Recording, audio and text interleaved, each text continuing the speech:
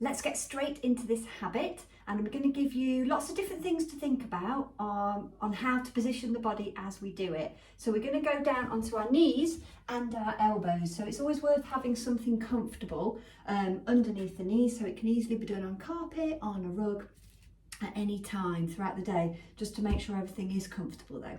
So we're going to come down into this four-armed version of tabletop. So the first variety of this version of it is we're going to bring, palms are going to be facing up towards the ceiling. Now what we want to think about is the elbows are underneath the shoulders. And then we're going to gently just see where the ribs are in space. And if you feel like you're kind of sticking the bottom out, maybe just lift the ribs up slightly. So we've got kind of a neutral spine. So thumbs are coming out and opening the forearms out in this way. So we keep the gaze looking down so that the back of the head is nice and long.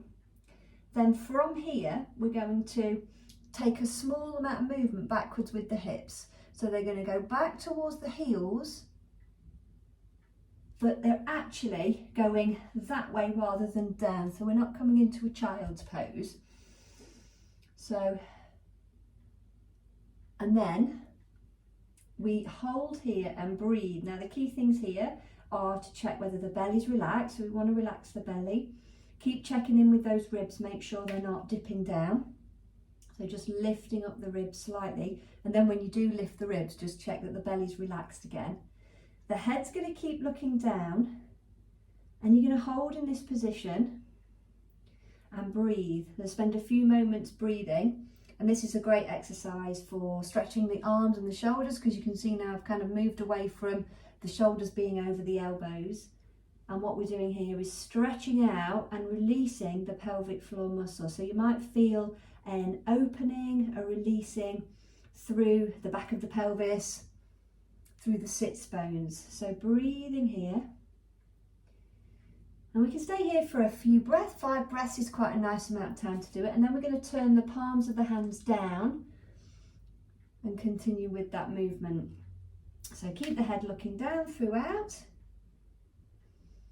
taking breaths here. And then also, if you want to, just to add on to this, you can move it slightly and just ease in and out of the shoulders and the hips. So it creates quite a nice, or provides quite a nice little stretch as well. And then we can just hold it here. So you can go back as far as you are comfortable doing before the bottom starts to dip. So if you start to dip down, then we've gone too far. So we're just still maintaining, it's almost like a pushing back with the forearms rather than the hips aren't trying to get down to the floor.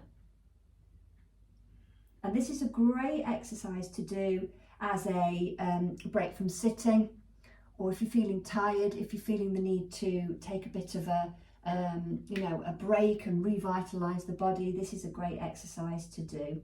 And most importantly, the focus here is on pelvic floor release. So it's a great one if you know you have a tight pelvic floor, or you feel like you're suffering with sort of pelvic floor issues like prolapsy feelings or anything like around leaking or incontinence. So that's a great one to do. I'd suggest doing that a couple of times a day. Spend the whole week doing it, enjoying it, breathing, just to see how that feels in the body. Maybe counting the breaths is quite a good idea.